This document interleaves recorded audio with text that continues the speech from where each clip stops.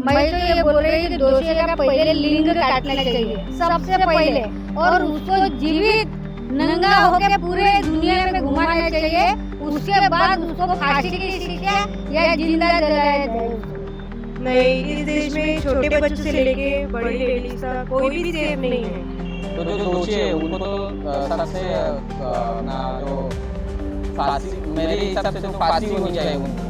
Time में जैसे जो सीखना चाहिए पेरेंट्स लोगों को वो नहीं करे, फालतू के डांस के वीडियो वगैरह जो करके वो वीडियो भेज रहे वो नहीं सीखना चाहिए। जैसे कुछ सुरक्षा करनी चाहिए वो सीखना चाहिए मानिए। तो वैसे कैंडल मार्च करके भी कोई वो कोई एक्शन नहीं ले रहे हैं, तो उसके अच्छा है गवर्नमेंट को नहीं अपन नहीं सजा देते हैं।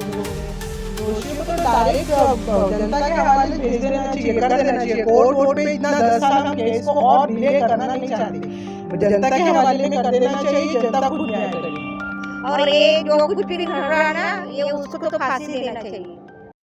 नमस्कार, आरएनए न्यूज में आपका स्वागत है। दर्शकों, एक सवाल मेरे मन में आज उपस्थित हुआ है कि क्या यही वह देश है जहां मां लक्ष्मी, मां काली, मां दुर्गा की पूजा होती है? क्या वही यह देश है जहां महिला सुरक्षा और महिला सशक्तिकरण की बात होती है? जी हाँ, जिस प्रकार से घटनाएं हुई है कलकत्ता की और बदलापुर में, हाल ही में महाराष्ट्र में घटनाएं हुई है, आखिर उन दोषियों को किस प्रकार की सजा होनी चाहिए? आखिर उन घटनाओं के प्रति जो है जनता का क्या रुख है, नागपुर की जनता का क्या रुख है, ये जानने के लिए इस वक्त हम मौजूद है सीताबर्डी के नागपुर की पृष्ठभूमि पर। तो आइए जानते हैं जनता क्या बोलती है इस घटना के प्रति। क्या बताना चाहेंगे मैडम, जिस प्रकार से जो है कलकत्ता की घटना घटित हुई है, उसके बाद बदलापुर जो है महाराष्ट्र में, वहाँ भी जो एक अत्याचार की घटना घटित हुई है, क्या बताना चाहेंगे? दोषियों को किस प्रकार से सजा होनी चाहिए, क्या आपके विचार है? उन्हें तो जनता के हवाले कर देना चाहिए। जैसे कि निर्भया केस के लिए 8 साल लगे थे, तो पर ये वाले केस में इतना टाइम नहीं लगना चाहिए। अभी इतने दिन हो गए, उसके बाद भी आरोपी को मतलब कुछ सज़ा नहीं हुई है, तो आरोपी को जल्द से जल्द सज़ा हो या फिर लोगों के बीच उनको आरोपी को दे देना चाहिए। बस मेरी यही। तो दर्शकों, इस वक्त हमारे साथ एक मैडम मौजूद है जिनसे हम जानेंगे इन दोनों घटनाओं के प्रतिक्रियाएं।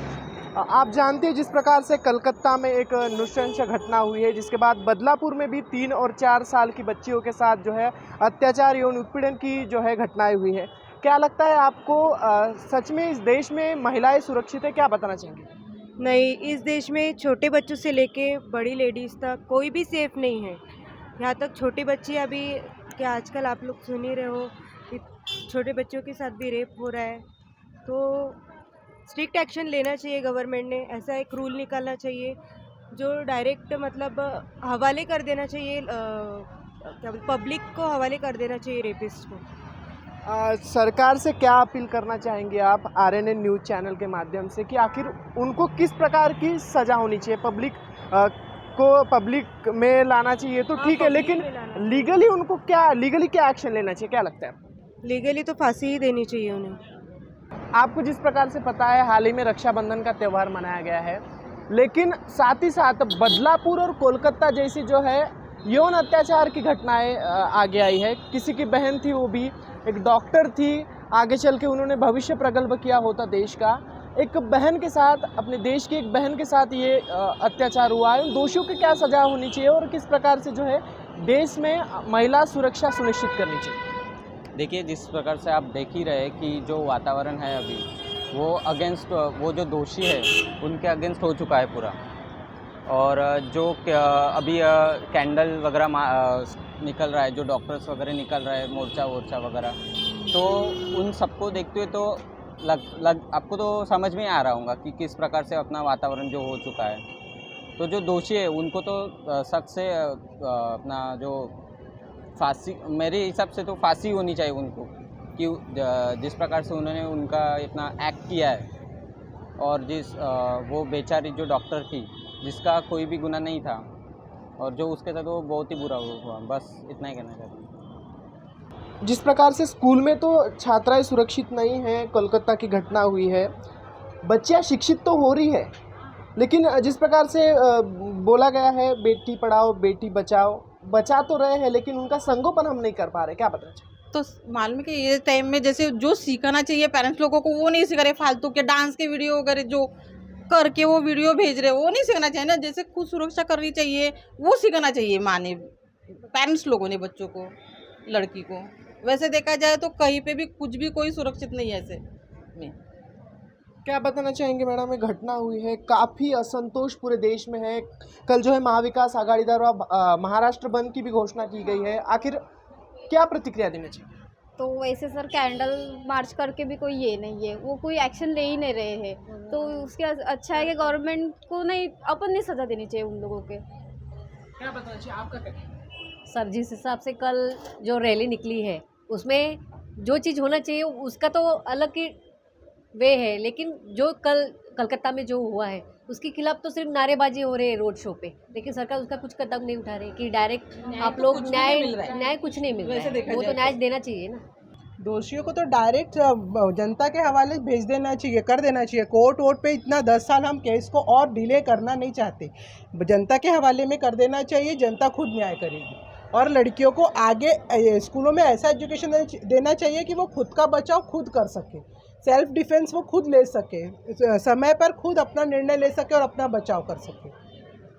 मैडम, जैसा कि आप जानती हैं, स्कूल में हम बच्चियों को भेजते हैं एक भरोसे के तौर पर ताकि वो शिक्षित हो, आगे डॉक्टर इंजीनियर हो, लेकिन बदलापुर की घटना के बाद एक स्कूल में ही जो है दुष्कर्म हुआ है। क्या बताना चाहेंगे, किस प्रकार की फीलिंग आपको आ रही है, किस प्रकार का डर, आखिर किस प्रकार की फीलिंग है, क्या बताना चाहिए? मेरी भी छोटी बेटी है 13 साल की, मैं भी स्कूल भेजती हूँ उसको। मैडम लोग, टीचर, प्रिंसिपल सबको लड़कियों के क्या बोलते हैं सेल्फ डिफेंस के लिए उनको शिक्षित करना चाहिए। और वो उन्होंने भी जितने भी जो स्टाफ रखते हैं उन सबका आइडेंटिफिकेशन है वो चीज़ें लेनी चाहिए। और पूरा जो स्टाफ है वो भरोसे वाला रखना चाहिए ताकि बच्चियों को हम अपने इससे मतलब सुरक्षित रख सके स्कूलों में। हुई है काफ़ी जो है नृशंस घटनाएं हैं, काफ़ी दर्दनाक घटनाएं हैं। ये पैसा है ना, पैसा तो नहीं देने को होना, लोगों को जॉब देना चाहिए। लोगों को बहुत लोग परेशान है, जॉब नहीं मिल रहा, कुछ नहीं मिल रहा, और ये जो कुछ भी घट रहा ना, ये उसको तो फांसी देना चाहिए। मैं तो ये बोल रही कि दोषी का पहले लिंग काटना चाहिए सबसे पहले, और उसको जीवित नंगा होके पूरे दुनिया में घुमाना चाहिए। उसके बाद उसको फांसी की शिक्षा या जिंदा जलाया जाए उसको। ये उसकी शिक्षा बहुत कठोर शिक्षा होनी चाहिए।